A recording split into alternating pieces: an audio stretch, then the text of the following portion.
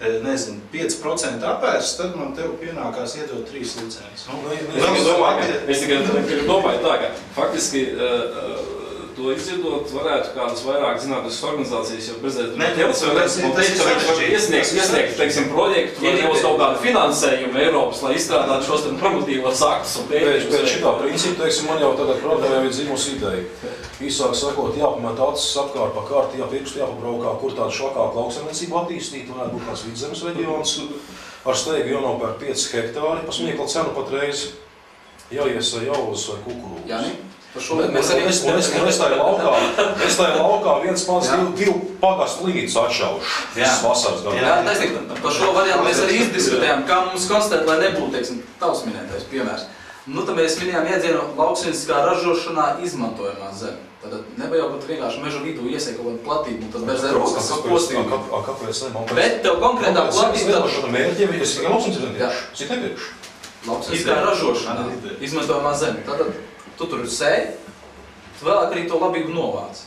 Iespējams arī, teiksim, piesaki uz Eiropas maksājumiem. Kāpēc man viņi jāvāc sastāvšu, teiksim, lai te cūcu kādu, lai nāk atkal? Bet tā nebūs lauksaimnieciskā ražošanā izmantojama zeme. Tas nekas. Mēs gribētu arī tādu punktu izstrādāt. Lauksaimniecības ražotāji dāņi, es skatos. Jā, bet pašā laikā situācija izgāja tik tālu, ka man nebija jāies kombāinu var sūtīt. Nu, piedodiet, ko es te sūtīšu pēc 2 vārpām? Nu, kurām to bija viena aizlausta jau. Nu, bet vai tā platība būtu pieteikt ar Eiropas maksājumiem? Nu, tas jau savā ziņā parāda, cik nopietnas tu lauksaimnieks esi, jā. Vai vienkārši tas, teiksim, tā kā medniekam vienkārši iesējot to platību priekš dzīvniekiem, vai tomēr tu esi domājis to pēc? Visu to, ka šī sistēma, teiksim, tā jāpadara, jā, neizdevīgi visām pusēm, lai pilnīgi visiem būtu neizdevīgi novest situāciju līdz asumiem. Jo tikko, teiksim, tā viņi būs sagrozīti, ka kādam tomēr tur kāds labums var sanākt, jā, un jādod, cik tā arī tiks sagriezt. Jāni, Rikard, par to domu, ko tu teici, ka tagad tu nopirks 5 hektārus iesēst tur kukurūzu un visu vasaru medīs meža cūkus. Vēl viens risinājums varētu būt pret tādiem gadījumiem, varbūt vēl ir šāds citātus, tu var izdomāt, es nezinu, kā tev izdomāt. Es izdomāju.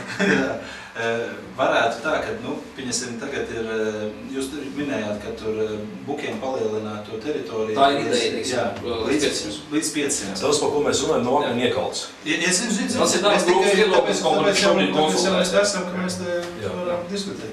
Nu, un tā ideja tāda, ka ja tu nopērci 5 hektārus, tu nevarēsi medīt tik un tā meža cūku tur, lai arī tev posta.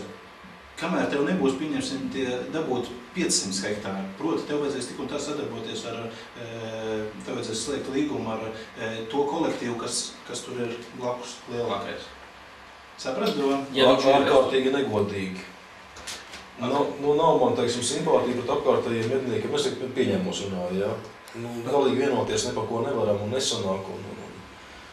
Ko tad jūs gribat pateikt, teiksim, ka es savos 5 hektāros nevarēšu normāli saimniekot tikai tāpēc, ka es būšu, teiksim, neaizsargāts? Jā, mēs nonākam līdz pie tā, ka visas situācijas mēs nevarēsim aprakstīt nekādā veidā. Nu, par to ir runa.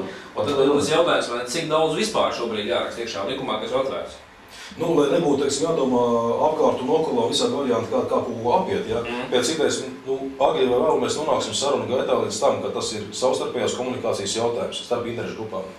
Lai mednieki neaizmirst, teiksim, savu saimniekošanu plānojot, teiksim, padomāt par zemniekiem, attiecīgi, lai zemnieki neaizmirst par medībiem dzīvniekiem. Tam tas jādara uz vietas. Protams, protams. Kaut kādām lielām organizācijām. Tieši tā. Jo tas nav normāli, teiksim, ja mednieks ar zemnieks attiekās pagastu veiklā, teiksim, tā viņi parunājas par laikapstākļiem, un pēc pusstundas viens par otru, teiksim, tā raksta vēstules ministriju. Ka viņš man, teiksim, tā tur nesargā pret cūkām vai nedara to un to, jā. Savā starpā to nevarā. Nesanāk dialogs, un tāpēc tā ir. Tāda situācija. Bet ir problēma, ir tāds, teiksim, ir mednieku kolektīvi, kas tiešām, apzināti neslēdz līgumus. Tiešām tas zemnieks grib, lai viņam to teritoriju apgabalu nosargā, ja tais mednieku kolektīvs saprot, ka viņi to nevarēs izdarīt. Iesošā, teiksim, cūku blīvumu tur, jā. Kaut gan malu medības tajā teritorijā viņi veic. Un viņas bieži vien vasaru vakaros tur var sastāvēt. Pēc kādēļ visiem, jā. Kā viss notiek. Jā, bet malu medības, ja viņas var sastapt ar saliktiem ieročiem tā tālāk, tas jau īstenībā, manuprāt, nav tas jautājums, kur ir jāžēlojas, bet tur ir likumā skaidri un gaiši rakstīts, kur ir jāvēršās un... Cilvēcīgais faktors. Tas jādara, viņa vērsīsies un tālāk, tas jau problēma neatrisināt. Tur mednieku kolektīvs bija, ir un būs, jā. Problēma tikai var sāsināt. Nu, parasti ir tā, ka kā reizi noziegumus atļaujot viņiem notikt, viņiem ļauj notikt arī tur nākotnē, ja? Ja vienreiz pasaka, viņš ir šeit ir cauri un šitas te jau sēž, ja, tad tas noziegums vairs neatļauj. Un rudens periodā mēs lauksaimnieki bieži vien novaram ne tikai, teiksim, meža dzīvnieku postījumus, bet arī mednieku postījumus, jā. Teiksim, atļaus ar apvidus mašīnām izbraukāt kviešus, jā. Tur ir tiešām daudz dažādu gadījumu. Tas jau tādā gadījumā īpašuma aizskārums, sīkais huligānisms, dabas piesārņošana, tas ir citos normatīvos aktos atrakstīts un medību likumā diez vai tam. Es domāju, ka ir jāizmanto arī ļoti daudz, teiksim, citu likumu dotās iespējas, lai novērstu šādu situāciju. Vēl es ko gribētu pateikt, īstenībā tajā teikumā, ko tu pateici, kad vajadzētu visiem to pasākumu izdarīt neizdevīgu.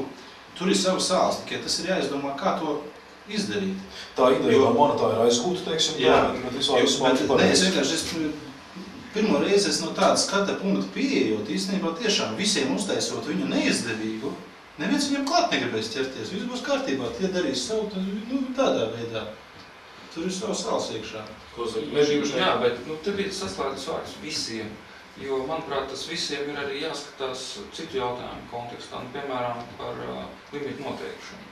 Mūsuprāt, gan medniekiem, gan zemes īpašniekiem būtu vairāk jābūt arī te limitu noteikšanai, kā ekskluzīvi varbūt valsts meža dienas kompetence. Bet paskatīties, tieši tā, kā vairāk iesaistīties pašiem zemes īpašniekiem. Pašā laikā zaļie piedalās. Ideja labs jautājums atkal, vai tas ir likuma rakstāms jautājums, vai ministrs kādreiz noteikumos, ja kādos citos normatīvos aktos? Kāda līmeņa normatīvajā dokumentā tu ieraksta, es nezinu. Ja pašlaik mēs pasakām, ka tikai valsts meža dienestam mēs slēdzam to loku. Acīm redzot, tur ir jābūt tai normai tādai, kad ir iespējas piedalīties plašāk. Pēc idejas arī pateikt. Limita noteikšanas, jo tad uzreiz Tieši tā, tur labi doma, vai tur būtu jāveido tāds kā viedais darbs. Bet pašā laikā viedokļa pārtrauc, teiksim, arī dotajā brīdī esošais medību likums neaizliedz savā starpā komunicēt, jā. Tai pašai pašvaldībai kaut vai iesaistīties šais procesos, teiksim tā, apkopot iedzīvotāju viedokļus, teiksim tā, un šo konsultēto viedokli novirzīt tālāk valsts meža dienestam, teiksim. Bet vai kāds ņems to vērā valsts meža dienestam? Es domāju, ka nāksies, jo šobrīd arī tas tāpat diskusijas, starp citu, ir par lieliem plēsējiem, jā. Ir daudzas vietas, ja, kur limits jau viņiem lokāli ir beidzies, viņi vairs, teiksim, lūšas medīt nevar, bet lūšu pēdas pilnas mešs, ja, noplēstas stīnas pilnas mešs, ja, viņi vienkārši saka, cik tad var, ja. Labi, lūši ir cits jautājums, tur mums, kā saka, ar Eiropu ir konflikts, bet principā, teiksim, tas pats arī ar vilkiem, ja. Limits tur ir cauri, viņi neko nevar darīt, bet vilki plēš, ja. Tāpatās arī mums, teiksim, gadās, ka uzzvana biedrus stāst par postījumiem. Pirmais jautājums, vai jūs sakontaktējušies ar valsts meža dienas, vai viņi ir braukuši, veikuši pārbaudas, sastādījuši, teiksim, postījumu aktu. Jo atkal, balstoties uz postījumu aktu, teiksim, nākamajā gadā tiek palielināts, teiksim, licenšu skaits. Arī tas ir jautājums, cik cilvēki paši aktīvi un izmanto tos instrumentus, kas jau šobrīd. Protams, tur ir kaut kāds desmitnieks jāsamaksā par to protokolu, jā, par postījumu aktu. Tas ir sāpīgi. Tur mēs, kā sakam, tomēr nākamajā gadā iespējams tie postījumi būtu mazāki, jā, palielināt šo limitu. Bet tas ir tā kā tajā vecajā jokā, bet tas ir desmitnieks šodien. Jā. Nav domāšanas ilgtermiņā, diemžēl. Jā. Ir tā problēma, jā. Tā kaut kā. Principā ir kā visu mēs pateicām, jā. Es pat domāju, ka trīsies pa daudz. Es ceru, ka tas nesīs kaut kādu rezultātu, vismaz, lai viņi saprast, ka tas nav tik vienkārši. Jo tās bēdas jau ir tas, ka tā vidējā mednieka domāšana ir ļoti koncentrēta uz viņu pašu. Viņš neredz neko apkārt. Tam, kas viņu īstenībā interesē. Viņi interesē aizbraukt sestdienu, svētdienu uz mežu, ja? Varbūt tikai sestdienu, ja? Jauka veču kompānijā pavadīt laiku, ja? Ar ko tas viss saistīts? Ka tas ir kaut kāda lielāka kompleksa sastāvdaļa, tikai viena, ja? To lielākā daļa, diemžēl, neredz, ja? Faktiski tas uzdevums būtu vairāk viņiem atvērt acis uz to, lai sāk domāt plašāk. Un es domāju, ne tikai mednieki. Tas ir tas pats, ko teica Mārtiņš par lauksaimniekiem, ja? Par postījumu aktiem. Noslīnkot, desmitnieki pažēlo, ja? Un sekas ir tādas, kādas viņas ir, ja? Vēl man tāds interesējošs jautājums, jūs tajās darba grupās arī par ārzemniekiem arī runājāt kaut kādas tādas lietas, jo tagad ir aktuāli tas, ka atvieglot viņiem medības. Nē, nevis atvieglot viņiem medības, bet par tiem gadījumiem, kad naturāli, ka viņi izpērk zemes un tagad vietēji... Tas īstenībā no medību likuma jautājums. Nē, jā, bet kaut kā jau to pasākumu var ierobežot un kaut kā domāt. Pie tā mēs strādājam, bet par vietējām mednieku aizsargāšanu. Tas varētu būt tikai tāds situācija, ka ārzemnieks drīz iegādājas zemi, bet bez medību tiesībām, es nezinu, kā tas iet savu. Dabūt kājā veidā diskriminācija, teiksim, iedzīvotos starptautiskos skandālos uz līdzenas vietas, ja? Arī latviešu medniekam aizliedz pirto zemi. Nē, tas... Atbild varbūt skan ciniski, ja, bet tajā pašā laikā viņi tādi vienkārši arī ir. Jo tas, jā, ir dzirdētie gadījumi, kad dāņi, teiksim, pērk koncentrētos masīvus, reģistrē iecirkņus un izmanto arī savus īpašnieku medību tiesības, jā. Mums kaimiņos arī tagad diezgan intensīvi šitos te pasākums, tagad notiek tur pie Dauguļa, tur tie, kas ir uz Mazozola pusi. Zinu, jā. Mums jau tas ir lielie mežībušnieki. Jums arī, man liekas, tāda līdzīga. Stūrīšu kompānija. Bet jums arī tāda problēma, ne? Cik tur jau lielāk nekā Rīgas mežībušnieki. Redziet, ja mums runāja par mežsaimniecību un ārzemniekiem, tad, ja tā godīgi, tad es neko sliktu nevaru teikt par to mežsaimniecību, ko Zviedri, Norvēģi vai Dāņi Latvijā piekop.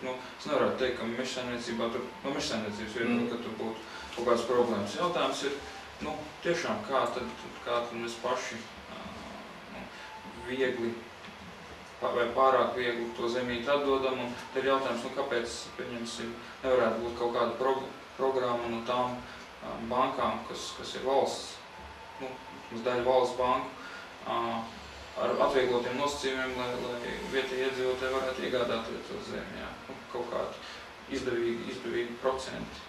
Tam līdzīgi, kāpēc mēs neesam iepriekšējos gados strādājuši tajā virzienā, lai mēs paši varētu iegādāties to zemi, ko kāds grib pārdot. Bija jau tā, ka daudz mēģināja strādāt, ar ko tas viss beidzās tā strādāšana. Jā, bet zemes banka, kāpēc tur nevarēja būt?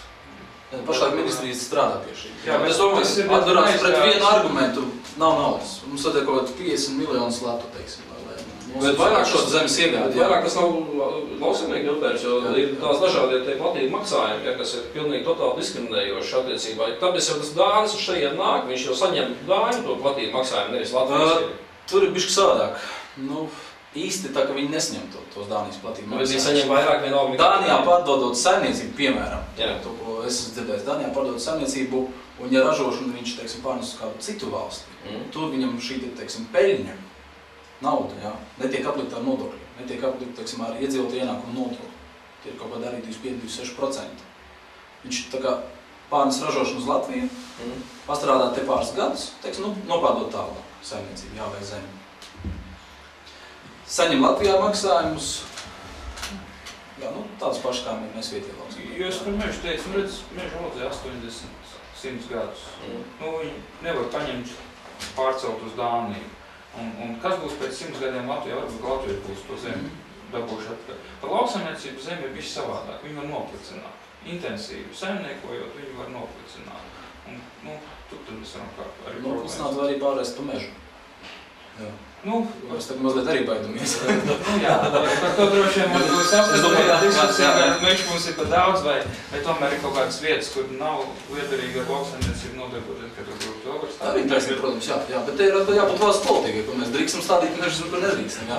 Jo, teiksim, absurda situācija, kad melorētā zemē, teiksim, konstatē, faktu, ka melorācija tur vairāk nestrādā un zemi ir derīgi apmežošanai, jā.